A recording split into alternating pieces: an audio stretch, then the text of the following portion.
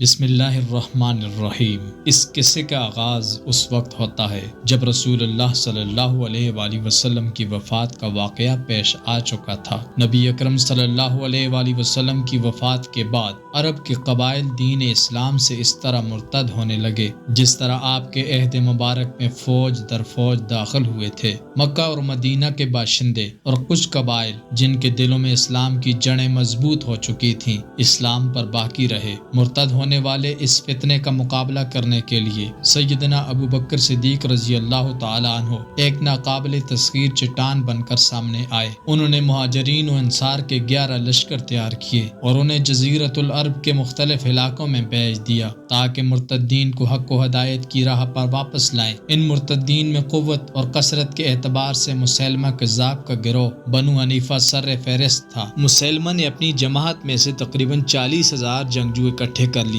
جن سے نپٹنے کے لیے حضرت ابو بکر صدیق رضی اللہ تعالی عنہ نے خالد بن ولید رضی اللہ تعالی عنہ کی کمان میں فوج روانہ کی۔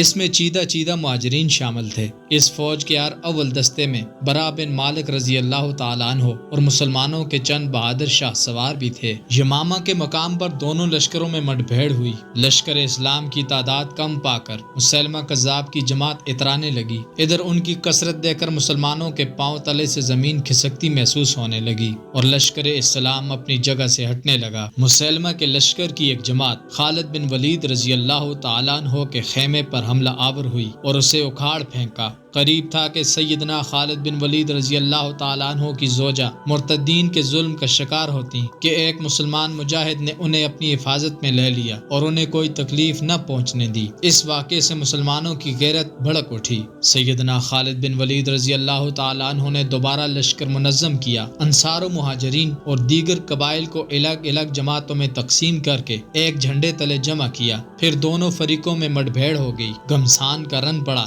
میدان جنگ میں مسیلمہ فوج غیر متزلزل پہاڑ کی طرح جمی ہوئی تھی۔ انہیں مقتولین کی کثرت نے ذرا بھی خوف زدہ نہ کیا۔ غازیان اسلام بھی بہادری اور جاں فروشی کے نادر نمونے پیش کر رہے تھے اور مرتدین کی صفیں کاٹ رہے تھے۔ مجاہدین نے غیر معمولی شجاعت کے جوڑ دکھائے لیکن ان میں برا بن مالک کا کارنامہ نمایاں حیثیت رکھتا ہے۔ جب خالد بن ولید رضی اللہ تعالی عنہ نے دیکھا کہ لڑائی اپنے عروج پر ہے تو انہوں نے سیدنا برا بن مالک کو مخاطب فرمایا، اے انصار کے نوجوان، اپنی قوم کی خبر لو۔ سیدنا برا بن مالک اپنی قوم کی طرف متوجہ ہو کر پکارے، اے اہل مدینہ، کوئی تم میں سے دوبارہ مدینہ لوٹ کر جانے کا تصور بھی نہ کرے۔ آج کے بعد تمہارے لیے کوئی مدینہ نہیں۔ شہادت کا جام پیو اور جنت کی سیر کرو۔ پھر سیدنا برا طوفان کی طرح اپنی قوم کے ساتھ مشرکین پر ٹوٹ پڑے، ان کی صفوں میں تہلکہ مچا دیا اور اپنی تلوار دشمنوں کی گردنوں میں پیوست کرتے چلے گئے۔ توحید اور رسالت کے پروانوں کے اس طوفانی حملے سے مسیلمہ اور اس کے لشکر کے پاؤں اکھڑ گئے۔ وہ لوگ بھاگ کر ایک باغ میں پناہ گزیں ہو گئے۔ باغ کشادہ میدان تھا جس کی دیواریں کافی بلند تھیں۔ مسیلمہ اور اس کے لشکر جرار نے باغ کا دروازہ بند کر دیا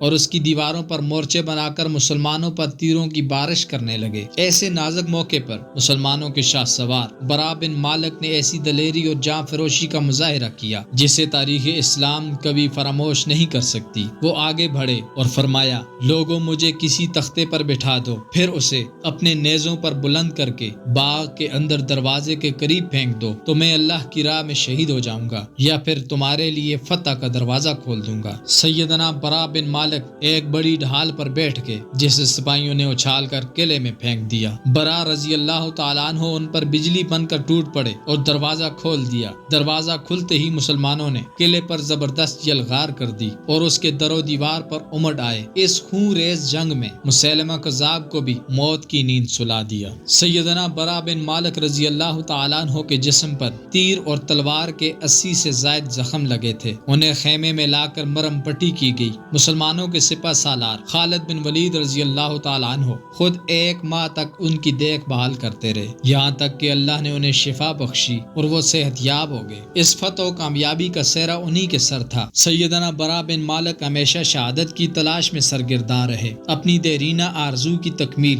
اور اپنے پیارے حبیب سے ملاقات کے شوق میں تمام جنگوں میں شرکت کی۔ فارس کے ایک شہر کی فتح کے دن جب ایرانی لشکر ایک مضبوط قلعے میں داخل ہو گیا تو مسلمانوں نے ان کا سختی سے محاصرہ کر لیا، جبکہ ناکہ بندی سے وہ لوگ عاجز آ گئے تو انہوں نے قلعے کی دیواروں سے تپتے ہوئے لوہے کی سرخ زنجیریں جن کے سروں پر نوکیلے کانٹے لگے ہوئے تھے نیچے کو پھینکنا شروع کی۔ جیسے زنجیر نیچے آئی اس کے نوکیلے کانٹے کسی نہ کسی صحابی کے بدن میں گھس جاتے، مشرکین اسے اوپر کھینچ لیتے، اس دوران وہ شہید ہو جاتا یا شدت تکلیف سے موت کے قریب جا پہنچتا۔ ایسی ہی ایک کڑی برا کے بھائی انس بن مالک رضی اللہ تعالیٰ عنہ کو چبھ گئی۔ جیسے ہی سیدنا برا بن مالک رضی اللہ تعالیٰ عنہ نے دیکھا، لپک کر زنجیر پکڑ لی اور اپنے بھائی کے بدن سے کانٹے نکالنے لگے۔ ان کے ہاتھ بری طرح جھلس گئے تھے، لیکن جب تک انہوں نے اپنے بھائی کو مکمل طور پر آزاد نہیں کرا لیا، زنجیر نہیں چھوڑی۔ جب زمین پر آئے تو ہاتھ کا گوشت جل چکا تھا اور صرف ہڈیاں باقی تھیں۔ اس جنگ میں برا رضی اللہ تعالیٰ عنہ نے دعا کی، اے اللہ مجھے شہادت نصیب فرما۔ اللہ نے ان کی دعا کو شرف قبولیت بخشا اور انہوں نے اسی جنگ میں جام شہادت نوش کیا۔ دوستو، امید کرتا ہوں آپ کو ہماری آج کی ویڈیو پسند آئی ہوگی۔ اگر ویڈیو پسند آئی ہے تو ویڈیو کو لائک کیجیے اور ہمارے چینل کو سبسکرائب کیجیے۔ بہت شکریہ۔